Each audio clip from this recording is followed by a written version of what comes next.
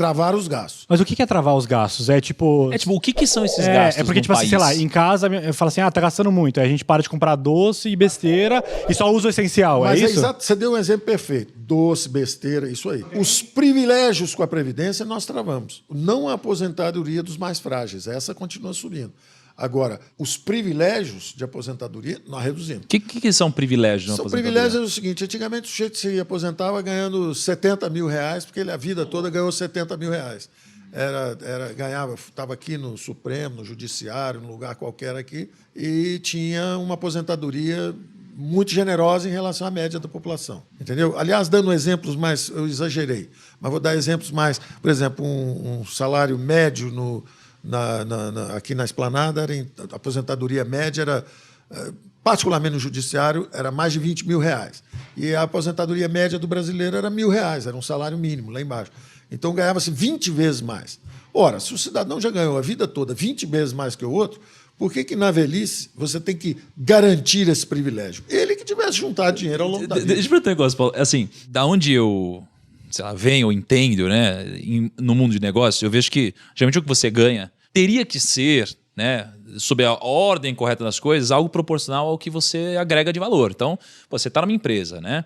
Você agrega um valor e uma parte disso, geralmente, claro que vai virar lucro para a companhia, mas você é remunerado com base nisso. A gente diz que os salários sobem com a produtividade. Isso. E aí o que eu pergunto é assim, quando você fala desse tipo de coisa, né, a gente estava conversando antes e eu descobri que existem 12 milhões de servidores públicos no Brasil. Né, num ambiente de 220 milhões de pessoas. É bastante gente, né? Bastante servidor público. Por que a média de salário dos servidores públicos é tão mais alto? É porque eles agregam mais valor? Justifica-se algo desse tipo? Ou não? Ou às vezes realmente talvez seja algo que é muito... cultural e não dá para mexer mais. Muito cultural, não dá para mexer mais e acaba, vindo a conta alta depois de alguma forma. Por que tem esse tipo de coisa assim? Eu acho o seguinte, quem tem poder define quanto ganha. Então, quem legisla está aqui. Legisla seus próprios salários, suas próprias aposentadorias, tudo isso. Essa é a beleza da democracia, que quando isso começa a avançar, essa distância, por exemplo, um jovem que fizesse um concurso público, até 3, 4, 5 anos atrás, o primeiro emprego dele, para a mesma função, fosse ele um jovem que acabou de se formar na universidade, um fez um concurso público, o outro foi para a iniciativa privada. Um ganhava 6 vezes, 5 vezes mais do que o outro, salário inicial. Por quê? Porque essa era a regra do jogo. Então, na nossa reforma administrativa, por exemplo, nós eliminamos isso. Nós encaminhamos para o Congresso, para justamente que haja, não é só porque você fez um concurso que de repente você já tem estabilidade para o resto da vida, tem um salário muito maior que todos os outros brasileiros. Não é assim mais. Não será, se a reforma administrativa for aprovada.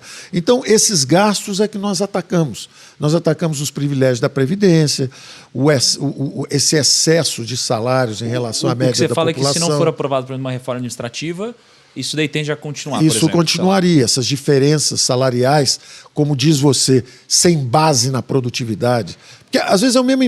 Um é advogado, o outro é advogado. Os dois iguais, têm o mesmo preparo, tudo igual. Um passou para cá e o outro foi para um setor privado. Um ganha 6 vezes mais do que o outro, 5 vezes mais do que o outro. Se você for para um país onde a economia de mercado é forte, chegar nos Estados Unidos e falar assim, presta concurso público. Eu não. Eu quero ir para o setor privado, porque o salário é muito maior, a oportunidade é muito melhor. Imagina assim, imagina que a gente chega na nossa empresa e fala assim, a gente é sócio da empresa, né? A gente fala assim, já sei, vamos pagar um salário de 100 mil reais. A gente fala, tá bom. Só que se a empresa quebrar, a gente para de ganhar salário. Então é como se isso acontecesse de certa forma, só que quem paga o salário não é a gente. É como se a gente definisse o que outra pessoa paga pra gente. Os gregos, os espanhóis, hoje tem um problema. O pai tem que explicar para o filho, filho, sabe por que você está desempregado?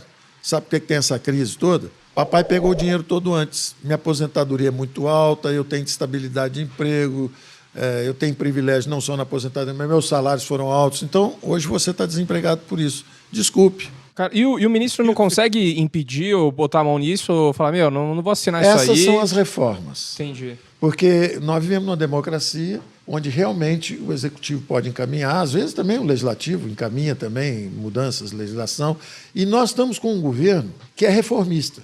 O Congresso tem nos apoiado. O que é um governo reformista? Explica para o pessoal. Quer fazer essas coisas certas. Coisas, tá? Quer fazer as coisas certas. Por exemplo, aprovamos a reforma da Previdência. Não é a ideal, mas é que foi possível. Se isso daí não tivesse passado, talvez com o Covid... Se isso não tivesse passado, não sei se nós estávamos à beira de um abismo fiscal. E o Covid foi um trator que ia nos empurrar para dentro desse abismo. Como nós tínhamos feito a reforma da Previdência, nós conseguimos resistir ao Covid. Estamos aí vivos, a dívida subiu, mas o tempo inteiro nós tentamos justamente não empurrar tanto custo para gerações futuras. A geração que enfrenta uma guerra tem que ter coragem de pagar pela guerra.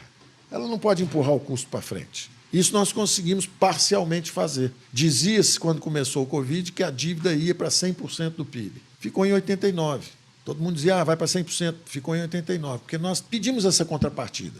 Tudo bem, vamos gastar um pouco mais aqui na saúde, precisamos, nenhum brasileiro pode ficar para trás. Então, digitalizamos 64 milhões de brasileiros, entregamos um auxílio emergencial para cada um. Para você ver, foi a maior queda, redução de miséria em 40 anos. Isso quer dizer o seguinte, porque nós tiramos o intermediário. O pobre está com problema, dá o dinheiro para o pobre, na mão, em vez de ter todo esse intermediário. Hoje você dá o dinheiro para uma instituição pública, que passa o dinheiro para a fundação, que passa o dinheiro para um banco público, que passa o dinheiro para um político, que passa o dinheiro... No final você deu 100, chega 1 para o pobre. Na hora que você deu direto o dinheiro, foi a maior redução de pobreza em 40 anos, em 8 meses. Só porque você falou o seguinte, é pobre? Sou. Toma aqui o dinheiro. Em vez de fazer, é pobre? Vamos dar o dinheiro agora para alguém que vai fazer uma obra, que vai fazer isso, que vai... O dinheiro não chega no pobre.